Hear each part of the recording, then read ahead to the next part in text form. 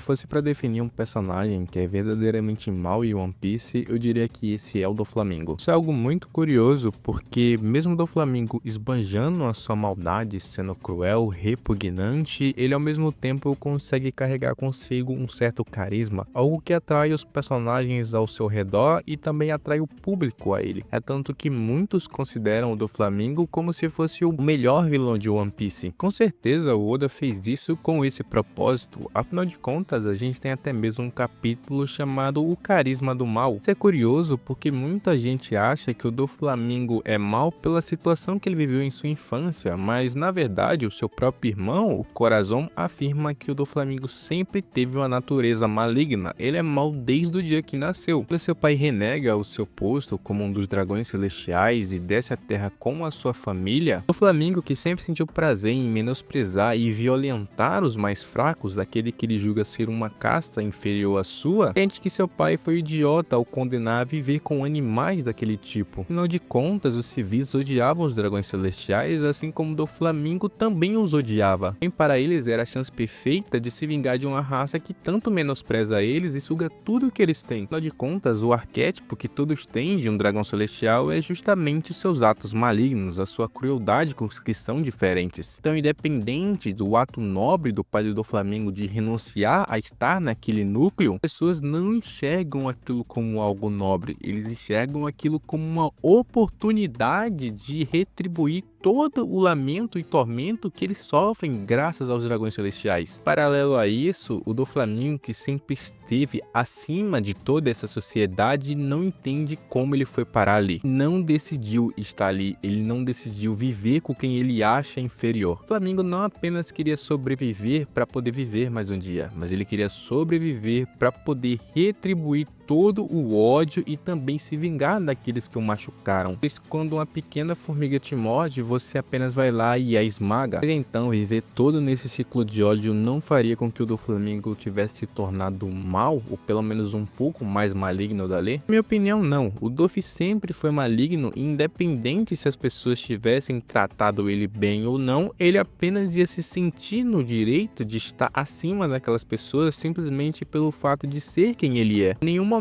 ele imaginou em ver aquelas pessoas como seus iguais. Ele nunca se sentiu igual àquelas pessoas, pois elas não eram da mesma classe que a sua. Em contrapartida, em dualidade, a gente tem o Corazon, que viveu e experienciou tudo que o Doflamingo viveu, seja do bom ou do pior. Indiferente do seu irmão, ele percebeu que ele não precisava continuar o ciclo daquele mundo e ele podia se tornar quem ele desejava, indiferente do que ele passou ou de quem ele já foi um dia. Acho que isso mesmo contrasta com a carta que o Rocinante representa. Ele é o coração. Mas enquanto seu irmão Doflamingo é o Joker, conhecido por ser uma carta caótica, o Rocinante é o coração, aquele responsável por amar e passar ao próximo aquele amor, ponto de que também o Rocinante acaba por representar o Judas na história do Doflamingo. Temos um quadro muito similar à Santa Ceia, onde a gente tem a família Don Quixote, onde o santo seria o próprio Doflamingo. O traidor seria aquele que ele menos espera, seria o Judas na sua mesa, o Rocinante. Aqui é justamente onde a gente vê a relação de como o Doflamingo enxerga o que é uma família. O Doflamingo não apenas importa se a pessoa possui o mesmo sangue que o seu. O Doflamingo, uma família são aqueles que fazem de tudo que você comanda. Eles estão sob o seu controle, sobre os seus fios. São aqueles que se ajoelham a você e te enxergam como um deus. São os seus seguidores. Para o Doflamingo, um dos seus subordinados, alguém da sua família morrer por ele, é simplesmente um ato de honra. Incrivelmente, todos concordam com isso. Afinal de contas, eles estão entrelaçados no fio do Doflamingo. Foram cativados por aquele ser maligno e acham que ele é a salvação desse mundo, ele que vai trazer os sonhos deles à realidade. Isso que mesmo quando criança e o Doflamingo não possuindo tanto poder,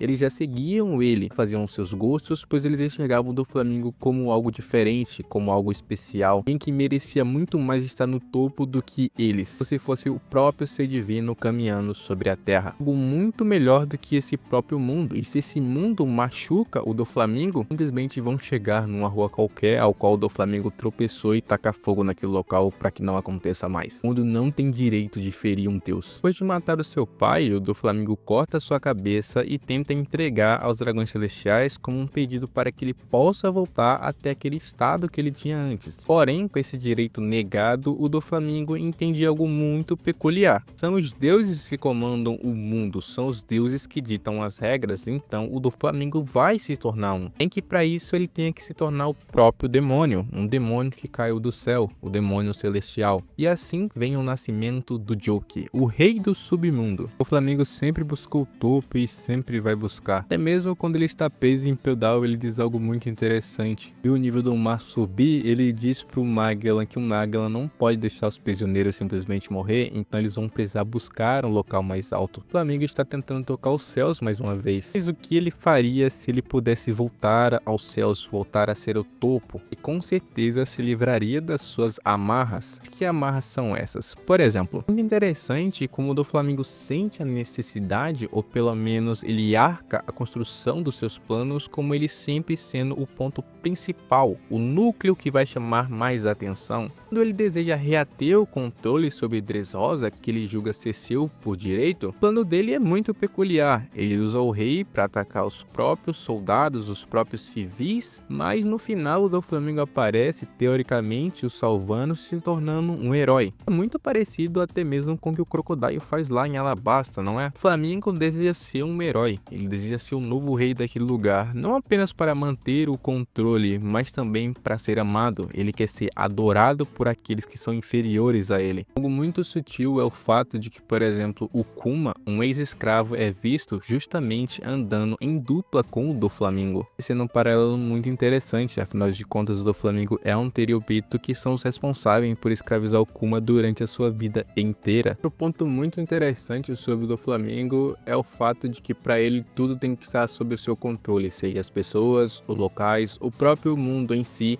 e como a era vai seguir. Tudo e todos têm que estar alinhados com os fios de destino que ele mesmo tece. Seja controlando os outros como marionetes, controlando as notícias que saem no governo, controlando a existência de um povo, de um país inteiro. Caso nada disso dê certo, simplesmente nenhum deles merece viver. Nada disso merece existir, todos merecem ser exterminados, trancados naquela gaiola que o Doflamingo criou para eles. Mesmo enxergando o Fujitora como um monstro em força, Doflamingo não mede esforços para menosprezar o almirante e tentar usá-lo e esnobá-lo. Afinal de contas, ambos estão interligados pelo fio de um sistema falho. O Doflamingo é um Chichibukai, enquanto isso, o Isho, mesmo sendo um almirante simbolizando a justiça, não pode cortar aquele fio. O sistema que o controla o impede. Extremamente legal que agora que o Aokiji se tornou um pirata livre das amarras daquele sistema, ele encontra o Doflamingo pela segunda vez em tela, a gente vê que em seus olhos simplesmente aparecem Imusama, aquele que controla e rege toda a história e todo o mundo de One Piece.